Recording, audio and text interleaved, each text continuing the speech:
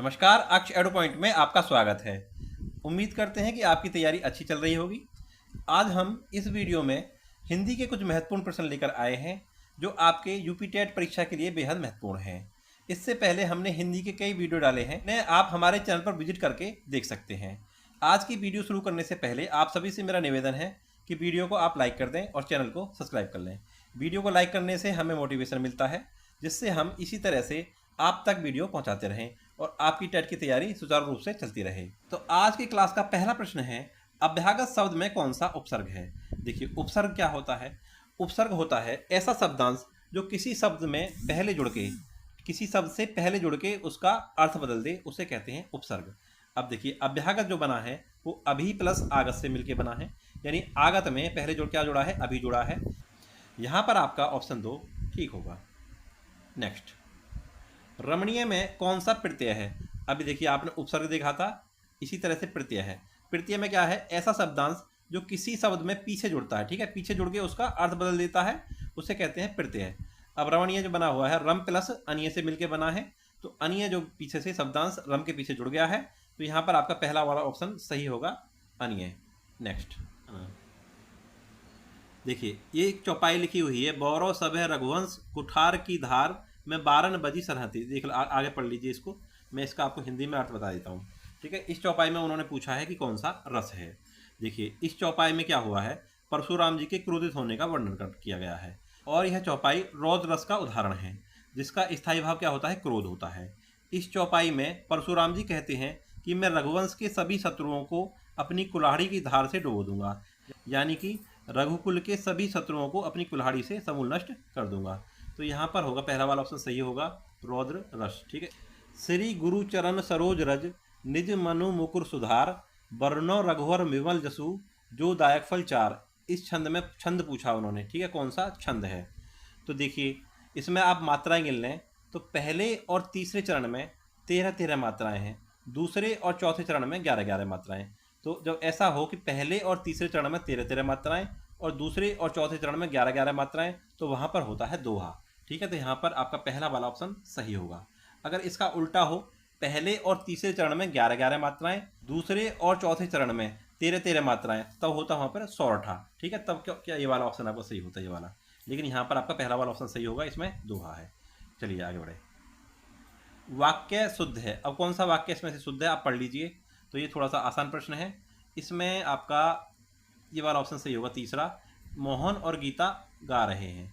ठीक है, ये सभी प्रश्न जो है बहुत ही इंपॉर्टेंट हैं, ये पहले आ चुके हैं आपके यूपी टेट में, बार बार आ रहे हैं। ठीक है, बहुत इंपॉर्टेंट है, तभी मैं इनको लेकर आया हूँ। जितने भी मैं प्रश्न लेकर आ रहा हूँ इस सीरीज में, हिंदी वाली सीरीज में जितने भी प्रश्न लेकर आ रहा हूँ, सारे प्रश्न आए हुए हैं, कभी ना कभी यूपी टेट में पूछे गए हैं और बहुत ही इंपॉर्टेंट हैं। चलिए आगे बढ़ें। इन शब्दों में कौन सा शब्द हिंदी शब्दकोश में सबसे अंत में आएगा। इसमें एक चीज़ सभी में समान है, वो क्या है कि सभी जो शब्द हैं वो कैसे शुरू हो रहे हैं। ठीक है, कै वर्ण से शुरू हो रहे हैं, और उसके बाद देख लीजिए आप, पहले वाले में आता लय और दूसरे में फिर आता है रे, इसमें ऋषि वाली रे आती है। ठीक है, तो इसमें आप देखेंगे कि जो ऋषि वाली रे है, ये वाली ऋषि जो होती है, ये वर्णमाला में ऊपर है, और लय जो है ये बाद में आता है। ठीक है, चूंकि लय वर्णमाला में बाद में आता है, तो इसलिए जो क्लीव है वो भी शब्दकोश में, हिंदी शब्दकोश में अगर देखा जाए तो वो बाद में आएगा, यानी कि पहला वाला ऑप्शन इसमें सही होगा। उन्होंने पूछा कि शब्दकोश में कौन सा शब्द बाद में आएगा, तो पहला वाला जो शब्द है वो शब्दकोश में बाद में आएगा, बाकी ये अपेक्षा। चलिए आगे बढ़ते हैं। चराचरम जगत में कौन सा समास है। अब देखिए, मैंने आपको कई बार बताया है कि समास, संधि और अलंकार ये बहुत डिटेल वाले टॉपिक हैं, इनको आप एक बार डिटेल में पढ़ लीजिए, तब आपको प्रश्न करने में थोड़ा अच्छा लगेगा। लेकिन थोड़ा सा मैं आपको बता देता हूँ। इसमें पहला वाला जो ऑप्शन दिया हुआ है तत्पुरुष। ठीक है, अब तत्पुरुष क्या होता है, तत्पुरुष समास में क्या होता है, तत्पुरुष समास में 2 पद होते हैं। देखिए आप, समास जहाँ पर पूछा जाता है वहाँ पर एक शब्द में 2 पद होते हैं। ठीक है, उन्हीं में समास पूछा जाता है। तो जब तत्पुरुष की बात आएगी तो उसमें क्या होगा, तो तत्पुरुष में दूसरा पद जो प्रधान होता है। ठीक है, तत्पुरुष को पहचानने की एक और तकनीक है, वो क्या है, इसमें क्या होता है, 2 शब्दों को से, के लिए, का, की, के, में, पर से अगर जोड़ा जा रहा है और उनका लोप हो जाए, तो वहाँ पर कौन सा होगा, तत्पुरुष समास। जैसे इसके उदाहरण मैं आपको बता देता हूँ। जैसे होता है राजपुत्र।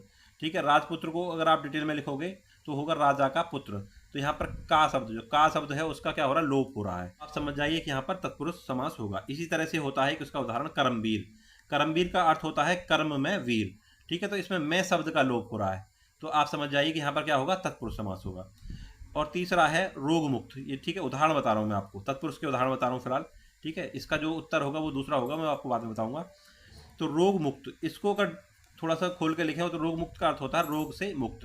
तो इसमें जो से शब्द है उसका लोप हो रहा है, तो यहाँ पर भी क्या होगा, तत्पुरुष समास होगा, ठीक है। ये मैंने आपको तत्पुरुष के बारे में बताया। दूसरा द्वंद्व है, ठीक है, इसको मैं भी छोड़ देता हूँ। तीसरे पाइए बहुब्री, ठीक है। बहुब्री जो है, बहुब्री में क्या होता है, दो शब्द आपस में मिलके एक शब्द का निर्माण करते हैं, और वो जो शब्द बनता है वो उसका अर्थ कुछ अलग से ही निकल आता है, ठीक है, उन दो शब्दों से बिल्कुल भिन्न, ठीक है। वहाँ पर क्या होगा, बहुब्री समास होगा। जैसे नीलकंठ, नील और कंठ मिलके बनाते हैं नीलकंठ, ठीक है। इसका अर्थ निकलता है, नीलकंठ का अर्थ होता है भगवान शिव, यानी कि बिल्कुल अलग अर्थ निकल जाए, ना नील से मतलब है उसका, ना ही कंठ से मतलब है, ठीक है। तो नीलकंठ का अर्थ क्या होता है, भगवान शिव। नीलकंठ में अगर समास पूछ लिया जाए तो आपको बताना है बहुब्री समास होगा। इसी तरह से गजानन, गजानन किससे मिलकर बना होता है, गज प्लस आनत, यानी कि जिनका सिर हाथी जैसा है, तो वो कौन है, वो है गणेश जी। इसी तरह से पीताम्बर, पीताम्बर का अर्थ होता है जिनके वस्त्र पीले हैं, ठीक है, यानी कि श्री कृष्ण। और इसी तरह से चतुर्भुज, यानी कि चार हैं जिनकी भुजाएं, वो होंगे कौन, भगवान विष्णु। इसी तरह से दशानन, 10 हैं जिसके सिर, ठीक है, वो कौन है, रावण। तो इस तरह से आप देख लीजिए, चतुर्भुज में चतुर और भुज से मिलकर चतुर्भुज बना। तो क्या होता है कि दो शब्द आपस में मिलकर एक शब्द बनाएं और उसका अलग ही अर्थ निकल जाए, तो वहाँ पर होगा बहुब्री समास, ठीक है। और तीसरा है कर्मधारय समास। कर्मधारय समास में क्या है कि जो पहला पद है वो दूसरे पद की विशेषता बताता हो, ठीक है। जैसे नीलकमल, नीलकमल का अर्थ होता है नीला है जो कमल, ठीक है, नीला है जो कमल, यानी कमल की विशेषता क्या बताई है, वो नीला बताया गया है। और दूसरा उदाहरण है इसका महापुरुष, महान है जो पुरुष, महापुरुष का अर्थ होता है महान है जो पुरुष, यानी पुरुष की विशेषता बताई है, महान है, यानी पहले वाला जो पद है महा, वो पुरुष की विशेषता बता रहा, तो तब वहाँ पर क्या होगा, कर्मधारय समास होगा। लेकिन जो हमारा प्रश्न है उसमें यहाँ पर उत्तर सही होगा द्वंद्व समास। अब द्वंद्व समास की क्या पहचान होती है, द्वंद्व समास में जो दो पद होते हैं वो दोनों ही प्रमुख होते हैं, दोनों ही प्रधान होते हैं, ठीक है। अब जैसे चराचरम, चराचरम का अर्थ होता है चर व अचर, अर्थात जगत, ठीक है। तो इसमें दोनों ही पद प्रमुख हैं, चर और अचर। तो चर और अचर, इसमें दोनों ही पद जो प्रमुख हैं, तो यहाँ पर क्या होगा, द्वंद्व समास। अब मैं द्वंद्व समास के आपको कुछ उदाहरण और बता देता हूँ। जैसे माता और पिता, ठीक है, और दिन और रात, सुख दुख, पाप पुण्य। द्वंद्व समास की एक पहचान ये भी है कि इसमें दोनों पदों को योजक चिन्ह द्वारा जोड़ा जाता है, ठीक है। तो इस तरह से आप इसको पहचान सकते हैं। यहाँ पर हमारा दूसरा ऑप्शन सही होगा, चराचरम में द्वंद्व समास होता है। आगे चलिए, शब्द का अर्थ स्पष्ट करने हेतु कौन सा तरीका सर्वाधिक उपयुक्त है। अब देखिए, किसी भी शब्द का अर्थ स्पष्ट करना है तो उसको वाक्य में प्रयोग कर दीजिए, ठीक है, वहां से उसका अर्थ स्पष्ट हो जाएगा। इसमें पहला वाला ऑप्शन बिल्कुल सही होगा।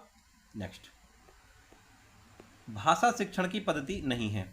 अब देखिए, इसमें 4 पद्धति दी हुई है, तो यहाँ पर किंडरगार्टन, डेक्रोली, मॉन्टेसरी, अभिक्रमित अनुदेशन। तो इसमें भाषा शिक्षण की पद्धति की पूछा है, तो इसमें अभिक्रमित अनुदेशन नहीं होता है। इसमें शिक्षक की अनुपस्थिति में छात्र स्वयं अध्ययन करते हैं, ठीक है, तो ये वाला यहाँ पर ऑप्शन सही होगा, ऑप्शन 4। नेक्स्ट, बालक की प्रारंभिक शिक्षा उसकी मातृभाषा में दी जाए, ये किसका मानना है, तो ये मानना था महात्मा गांधी का। तीसरा ऑप्शन यहाँ पर सही होगा। काहेरी नलनी तू कुमलानी, तेरे ही नाली सरोवर पानी, पंक्ति के रचनाकार कौन है, ठीक है। इसमें से देखिए, आप 4 ऑप्शन देख लीजिए। इसके जो रचनाकार हैं वो है कबीर। तीसरा वाला ऑप्शन यहाँ पर सही होगा। कबीर जी कहते हैं, हे कमलनी तू क्यों मुरझा रही है, तेरे चारों ओर तो सरोवर है और जिसमें पानी है, जिसने तुझे पैदा किया है। चलिए आगे बढ़ें। व्याकरण शिक्षण के लिए उपयुक्त नहीं है। अब देखिए, इसमें चारों ऑप्शन आप पढ़ लीजिए। व्याकरण शिक्षण के लिए कक्षा अभिनय प्रणाली जो है वो उपयुक्त नहीं होगी, क्योंकि अभिनय करके जो आप व्याकरण बच्चों को नहीं सिखा सकते, ठीक है। यहाँ पर चौथा ऑप्शन सही होगा। ये नाटक के लिए उपयोग की जाती है कक्षा अभिनय प्रणाली, ठीक है, व्याकरण शिक्षण के लिए नहीं की जाती है। आगे बढ़िए। आनंद कादम्बिनी पत्रिका का प्रकाशन कहाँ से होता है, ठीक है। अब देखिए, इसमें जो आपका तीसरा ऑप्शन सही होगा। आनंद कादम्बिनी पत्रिका का जो प्रकाशन हुआ था, कहाँ से हुआ था, मिर्जापुर से। किसने किया था, बद्री नारायण चौधरी प्रेमघन ने किया था। कब किया था, 1881 में। आगे चलिए, आदिकाल की रचना है। अब देखिए चारों को आप पढ़ लीजिए, 4 रचना दी हुई हैं। इसमें पूछा है उन्होंने आदिकाल की रचना कौन सी है। ठीक है, तो इसमें आप देखो पहली वाली जो है वो है अखरावट। वो किसने लिखी है? मलिक मोहम्मद जायसी ने। और ये कब की रचना है? ये भक्ति काल की है, आदिकाल की नहीं है, भक्ति काल की है। किसने लिखी है? मलिक मोहम्मद जायसी ने। इसमें जो दूसरा ऑप्शन है वो है दीप शिखा। यह किसकी रचना है? महादेवी वर्मा की। ठीक है, ये कब की है? ये आधुनिक काल की है। इसमें तीसरा ऑप्शन है छत्रसाल दशक। छत्रसाल दशक जो है भूषण द्वारा रचित है और कब की है? वो रीतिकाल की रचना है।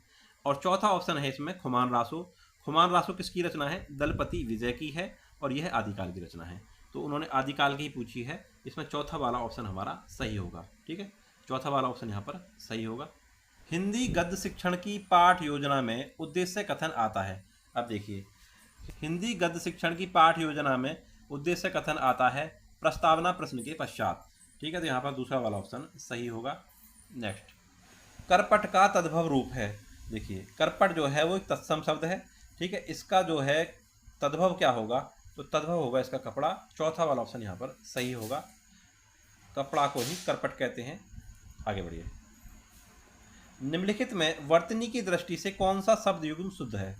अब इसमें पढ़ लीजिए 4 ऑप्शन को। तो इसमें मैं आपको सीधा सीधा ऑप्शन बता देता हूँ।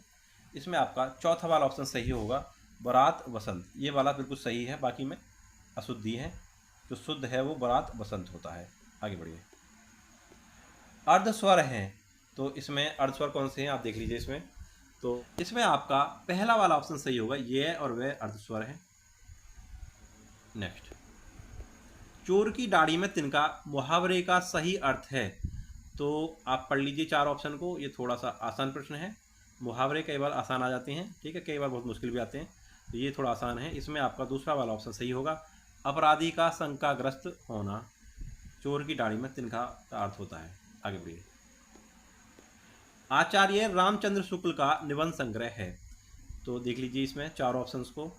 इसमें आपका तीसरा वाला ऑप्शन सही होगा, आचार्य रामचंद्र शुक्ल का निबंध संग्रह चिंतामणि है। ठीक है, आप इसको याद कैसे कर सकते हैं? यदि रामचंद्र आपके साथ हैं तो आपको चिंता करने की कोई आवश्यकता नहीं है। इस तरह से आप रिलेट करके इसको याद कर सकते हैं। आगे बढ़िए। राष्ट्रवादी कवि रामधारी सिंह दिनकर को उर्वशी के लिए ज्ञानपीठ पुरस्कार किस वर्ष प्रदान किया गया? अब देखिए इससे कई प्रश्न बन जाते हैं कि रामधारी सिंह दिनकर को ज्ञानपीठ पुरस्कार मिला था, किसके लिए मिला था? उर्वशी के लिए मिला था। कब मिला था? ये 1972 में मिला था। इसमें दूसरा वाला ऑप्शन आपका बिल्कुल सही होगा। नेक्स्ट, निरामिष किसे कहते हैं? तो 4 ऑप्शन देख लीजिए आप इसमें। इसमें आपका पहला वाला ऑप्शन सही होगा, मांस रहित भोजन। मांस रहित भोजन को क्या कहते हैं? निरामिष। नेक्स्ट, सहद शब्द है। सहद शब्द कैसा है? तत्सम है, तद्भव है, देशज है, आगत है। आगत का मतलब होता है जो बाहर से आया दूसरे देश से। तो इसमें आपका चौथा ऑप्शन सही होगा, आगत है। नेक्स्ट, वनिता शब्द का प्रयोग किस अर्थ में होता है? तो वनिता का अर्थ होता है स्त्री। दूसरा वाला ऑप्शन यहाँ पर सही होगा। नेक्स्ट, मुकुंद किसका पर्याय है? 4 ऑप्शन आप देख लीजिए इसमें। तो मुकुंद किसका पर्याय होगा? वो भगवान विष्णु का होगा। यहाँ पर आपका पहला वाला ऑप्शन सही होगा। इसके अतिरिक्त भगवान विष्णु को केशव, गोविंद, उपेंद्र, दामोदर, पीताम्बर, नारायण आदि भी कहा जाता है। ठीक है, ये इसके पर्यायवाची और हैं। एक बार कही बात को दोहराते रहना वाक्यांश के लिए एक शब्द है। तो इसका सही उत्तर होगा ऑप्शन 2, पिष्टपेषण। एक बार कही बात को दोहराते रहना क्या कहलाता है? पिष्टपेषण। दूसरा वाला ऑप्शन यहाँ पर बिल्कुल सही होगा। नेक्स्ट, बुद्धिहीन शब्द व्याकरण की दृष्टि से किस संवर्ग में आता है? अब देखिए बुद्धिहीन कब इस्तेमाल किया जाता है? जैसे किसी के लिए बोला जाता है कि वो बुद्धिहीन आदमी है, तो व्यक्ति की विशेषता बताई गई है कि वो बुद्धिहीन है। जब कोई शब्द किसी संज्ञा या सर्वनाम की विशेषता बताए तो क्या होता है? विशेषण होता है। यहाँ पर आपका ऑप्शन 2 सही होगा। नेक्स्ट, छत से ईंट गिरी वाक्य में कौन सा कारक है? देखिए कारक के बारे में मैंने आपको एक लाइन बताई थी, कर्ता ने कर्म को संप्रदान के लिए अपादान से अलग होने के लिए। ठीक है, जब कभी आपका कहीं भी कोई शब्द नहीं आ जाए, नहीं, तो समझ लीजिए वहाँ पर कर्ता कारक है। को आ जाए तो कर्म कारक है। अगर के लिए आ जाए तो वहाँ पर होगा संप्रदान कारक। अब यहाँ पर होता अलग होने के लिए, से आ रहा है, से अलग होने के लिए। ठीक है, जैसे छत से ईंट गिरी, यानी छत से ईंट अलग हो रही है, तो यहाँ पर क्या होगा? अपादान कारक। इसी तरह से मैं ट्रेन से उतरा, तब वहाँ पर क्या होगा? अपादान कारक। मैं घर से निकला, तो वहाँ पर क्या होगा? अपादान कारक, यानी कि से जब आ जाए, अलग होने के लिए से आए, तो वहाँ पर क्या होगा, अपादान कारक। यहाँ पर पहला वाला ऑप्शन सही होगा। आगे बढ़िए। मुहुर्मी का संधि विच्छेद है। अब देखिए इसमें आपका ये वाला ऑप्शन सही होगा, महा प्लस उर्मी। ठीक है, महा प्लस उर्मी। इसमें क्या हो रहा है, ये वाला आ और उ मिलके क्या बना रहे हैं, ओ की मात्रा बना दे रहे हैं इस तरह से। ठीक है, तो ऐसी स्थिति में क्या होता है, कौन सी संधि होती है, आप बताइए मुझे। इसका उत्तर मुझे कमेंट बॉक्स में आप बताइए। ठीक है, तो आज की क्लास का लास्ट प्रश्न है, समष्टि का विपरीत आर्थी शब्द क्या है।